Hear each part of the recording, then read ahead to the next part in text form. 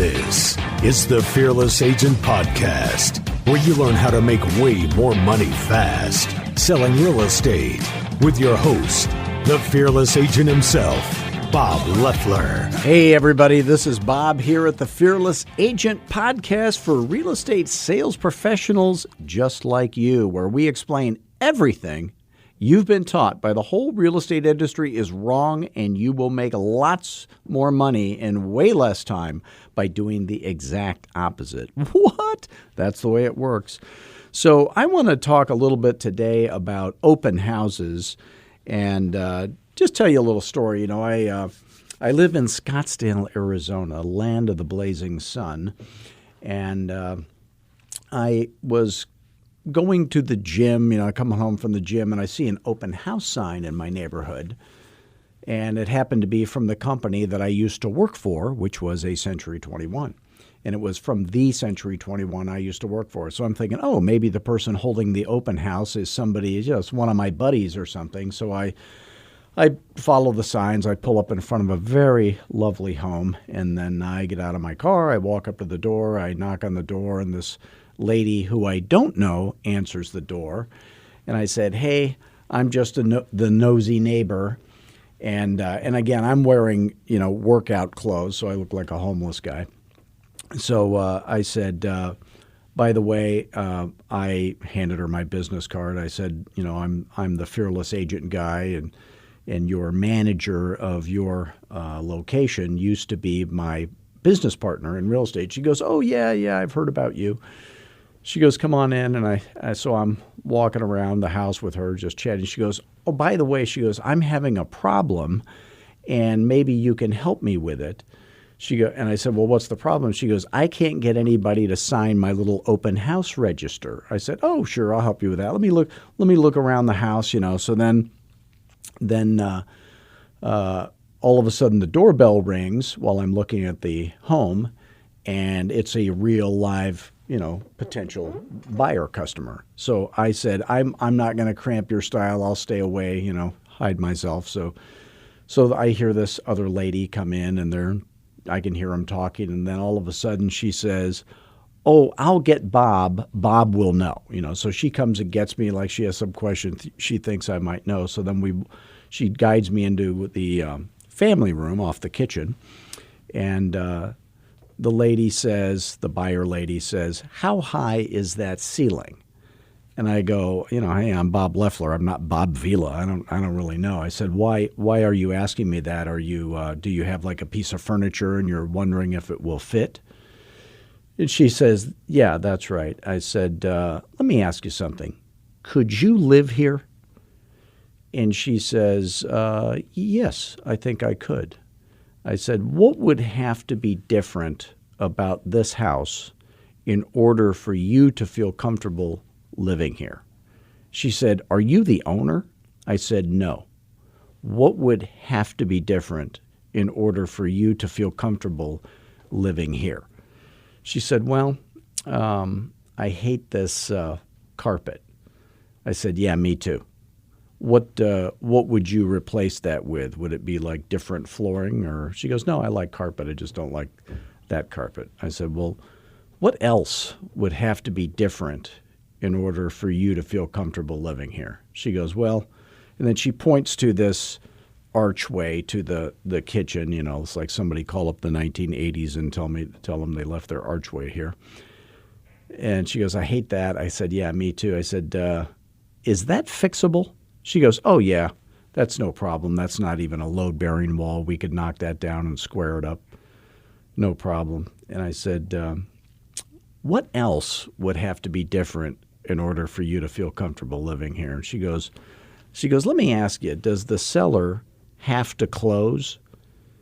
And I said, well, they have a sign out in front that says for sale, so I imagine they want to close at some point. Why are you asking me that? She says, well, we're stuck in a lease and until June or whatever she said. And I said, well, if there was a way that we could get you this house and the seller would be willing to wait until you get out of your lease or until June, would you want me to call you and let you know that? She said, I definitely would want to know that. I said, okay. I said, write down your phone number right here on a piece of paper, and I'll make sure that happens for you. So the moral of that story is I got her name and phone number effortlessly, and I got it by asking one question. Could you live here? So I want all of you to write that down. The only question you'll ever need when you're showing a house to a buyer or ask people in an open house when they come in is that, could you live here? If you go to fearlessagent.com, my website, and click on free training videos, I think is what it's called, there's a video, the title of it would be under maybe open houses categories or buyers or something like that. It says how to make right now money in real estate. It talks about open houses. So think about when you're showing a house, and whenever you watch these home and garden network TV reality shows and the realtors are showing a house, I want to shoot myself in the face. I go, oh my God. So they're always pitching the house. They're saying, oh, and you see this, they remodeled this and they put up this, granite countertop and they did all this. It's like, why don't you just be quiet? So my experience was this. I would show a house to somebody. I would open it up, the seller's not there.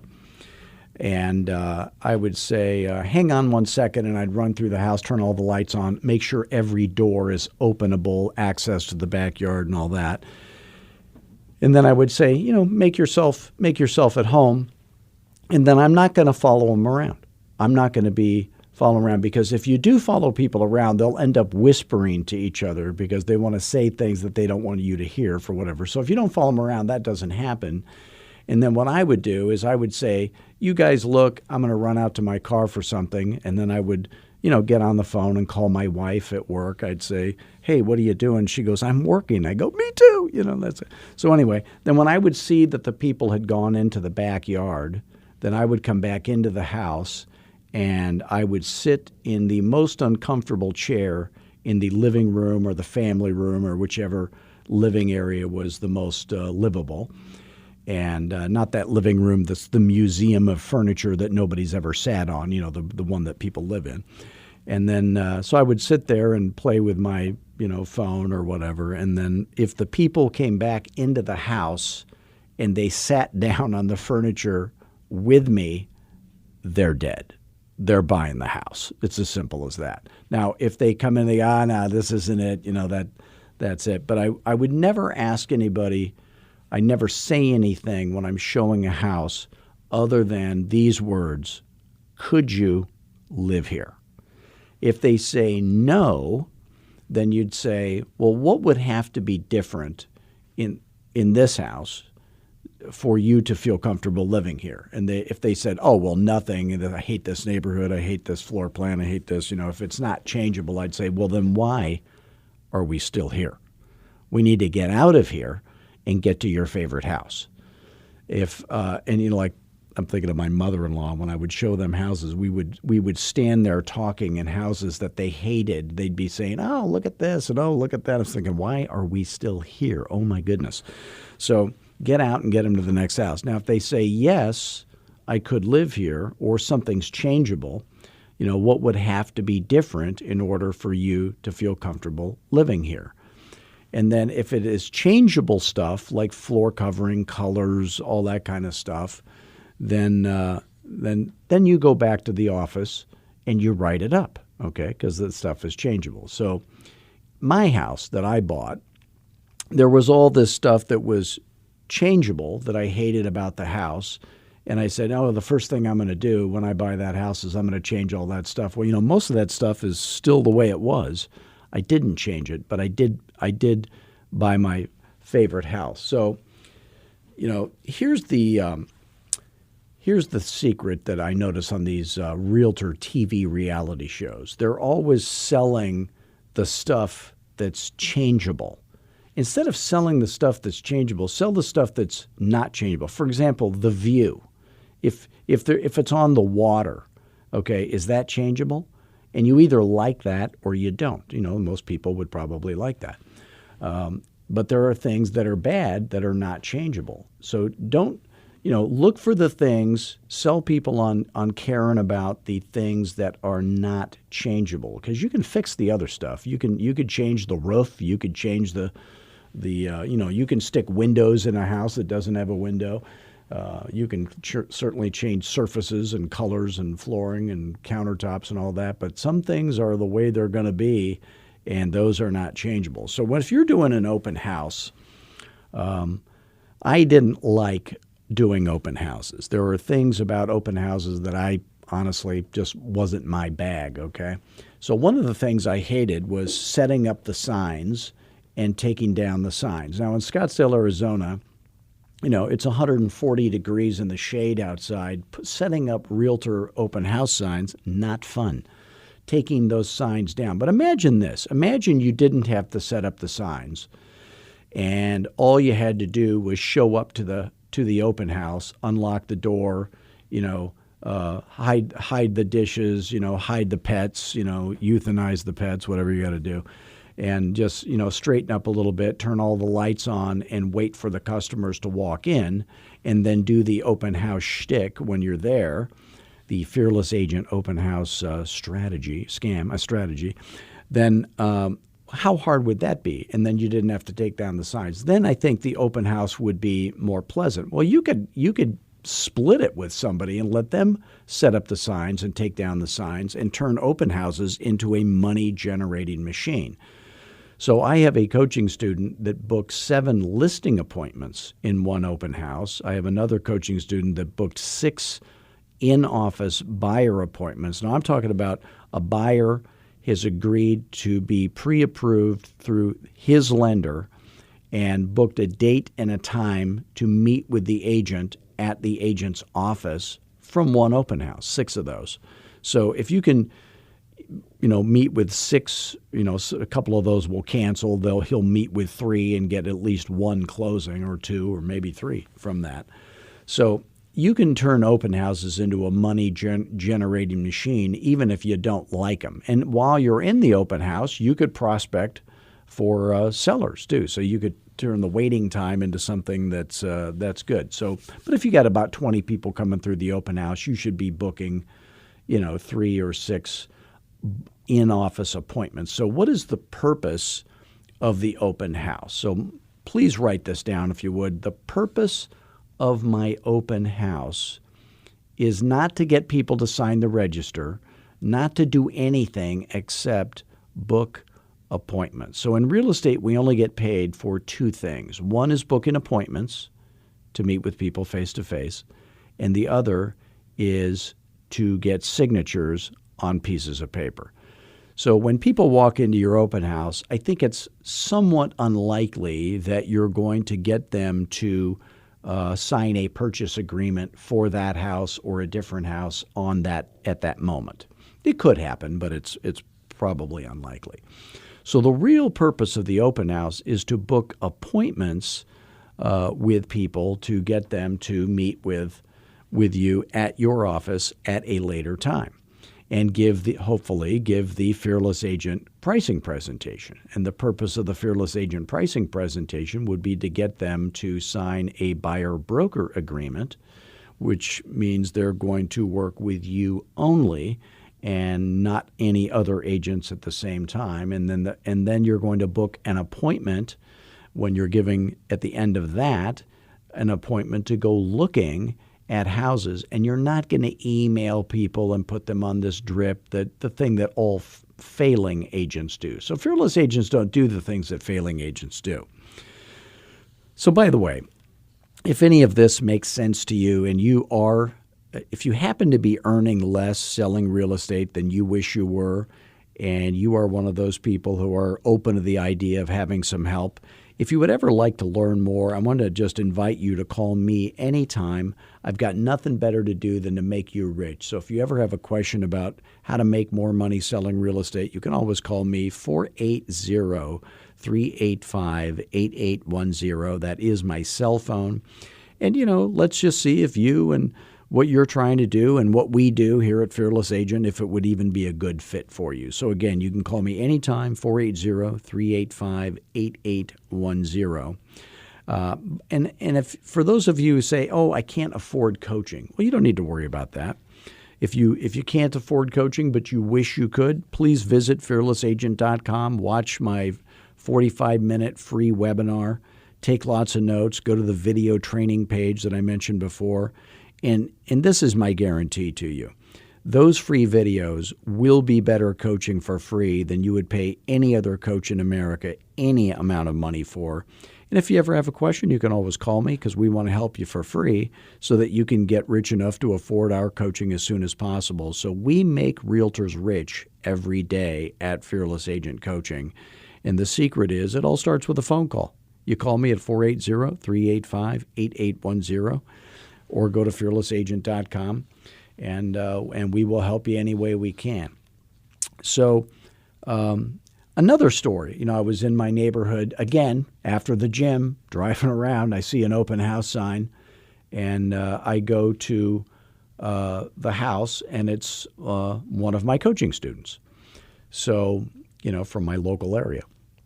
So she is newer with Fearless Agent, and I said, "How are you doing at the open house booking appointments?" She goes, "Well, I haven't learned how to do that yet." I go, "Well, let me show you how." Okay, so there's two couples that are looking at her open house while I'm in the open house with her, and I went up to one of the couples and I said, "Can I ask you a survey question?"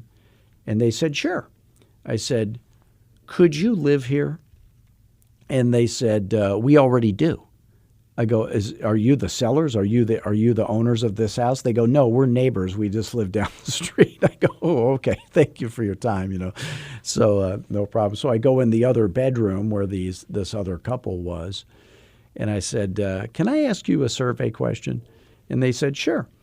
I said, "Could you live here?" And they said, "Yeah, I think we actually could." I said, "Well, what would have to be different in this house for you to feel comfortable actually living in it?" And they said, "What do you mean?" I go, "Well, what changes would you have to make?" And they said, "Well, really not that many." I go, "Well, there's got to be something. I mean, what would have to change?" And they said, "Well," I forget what they mentioned, something about the kitchen. Maybe it wasn't quite big enough or something. I said, let me make a recommendation to you. There's a secret to getting your favorite house. Okay, so let me just kind of explain a little something that I don't know if you know. The really sounds to me like you're looking for something kind of special. So I had kind of asked them questions like, tell me what you're looking for. So after we ascertained that this might be a house that would work for them, I said, give me an idea of what you're really looking for. So they said some stuff. I'm not really listening and paying attention. I'm not making notes or anything because I'm wearing my shorts and a T-shirt from the gym. And I said, and they never even asked me if I was a realtor. That's the funny thing. So they said, I said, "Sounds to me like you're looking for something kind of special. Am I right about that?" Now, I was taught this by my mentor, Floyd Wickman. If you can Google Floyd Wickman and see, the guy is the most amazing real estate sales trainer in the history of the world, okay? But sounds to me like you're looking for something kind of special. Am I right? Now, very few people are going to go, "Oh, no, we're really hoping to get something very mediocre, kind of not that great," right? Or if you get the sense that these people are investors, then you would change that to, "Sounds to me like you're looking for something that's kind of a good deal." Am I right about that? So it's either kind of special or kind of a good deal, depending on who they are. So if it's, this is a couple looking for a house to live in, so they're looking for something kind of special. So they said, "Yeah." I said, now I don't know if you know this or not, but the really special houses, the really good deals, They literally sell before they ever are advertised in any way, before they're ever held open. By the way, do you know who we sell those houses to? And they had said, no. We sell them to our direct clients. Can I explain how that works? And these people said yes. I said, well, here's what would happen. My partner over there, you would meet with her in her office, okay? And she would ask you a bunch of questions about what you like and what you don't like. More importantly, what you don't like, because you don't want to waste a bunch of time looking at houses that you don't like. By the way, what is the number one complaint about realtors from buyers? It is they keep showing us things that we don't like. That's the number one complaint, right? Now, of course, we're showing you what you don't like. We're showing you what you can afford, and nobody likes what they're going to afford. But that's why that little verbiage is in there. So more importantly, what you don't like, is we don't want to waste your time looking at houses that you're not going to like. So then what we would do is create a list on paper of every single house that meets your absolute minimum requirements. And we're going to try to widen out what you might consider, not narrow you down. That way you're going to leave no stone unturned, and you're going to be able to see every single house that fits your minimum requirements. So then we'll print that out on paper, and then you'll go through that list and say, not do it like this, not say, oh, I think I'm going to like this one, because they always lie about how great the house is in the realtor listing. But identify those that you do not want to waste your time looking at, okay? And then maybe I'll try to weed some of those back in, but I want you to mainly let's get rid of the ones that it's not going to work for you for whatever reason. And then that way we can more quickly take you out and show you the ones that you do like, and that way we can more quickly get to the ones that you love, and that way we can more quickly get to your favorite house. And by the way, this is the secret. Your favorite house will be every buyer's favorite house. And the secret is to beat every other buyer to your favorite house. Now, does that sound like a plan that would work for you? Now, think about it. Isn't that the plan that you guys, you realtors, you as a realtor would do it that way if you were looking for a house for yourself, right? You would not sign yourself up for an email drip. You would search the MLS. You would use the actual MLS, and you would weed out the ones that you don't like. You would do an expanded search to a larger area. So there's an old saying called buyers are, it rhymes, do it with me, buyers are, that's right, liars. Why do we say that? Because the realtor asks some questions. They say, where do you want to live? And they say, we want to live in this area. We want to buy in this school district. It's got to be in that school district for sure, because that's the best school district. And then we want this many bedrooms, and we want it to have this, and we want it to be on a golf course. And then all of a sudden they call you and say they bought one not in that school district, on the other side of town, not with the view or the golf course, and because they went into an open house and fell in love with it. And then we say buyers are liars. No, the truth is we didn't ask them the right questions the right way. What is the right way? It's the fearless agent way. There is a way of asking questions to buyers that only fearless agents know, that causes the buyer to buy on the first day that you take them out looking for houses.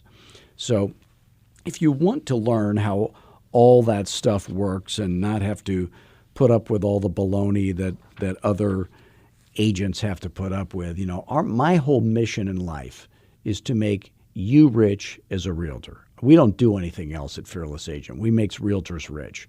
The only other thing we do is if you're a company owner and you're recruiting fewer producing agents than you wish you were, or you're a company owner and you want to have in-house training that we can offer you, we're happy to do that. But if you can't afford coaching, no problem. You can call me anytime. So, and once again, I want to thank all of you for joining us today. So please do visit us at fearlessagent.com. You can call me directly anytime at 480-385-8810. I don't have anything better to do than to make you rich. You can follow us on Twitter, Facebook, LinkedIn, Instagram. You can see me at the local Starbucks. I was just at the dry cleaners. We're all everywhere you look. And until next week, as always, have fun. Always stay humble, but the most important thing, be fearless. Thanks.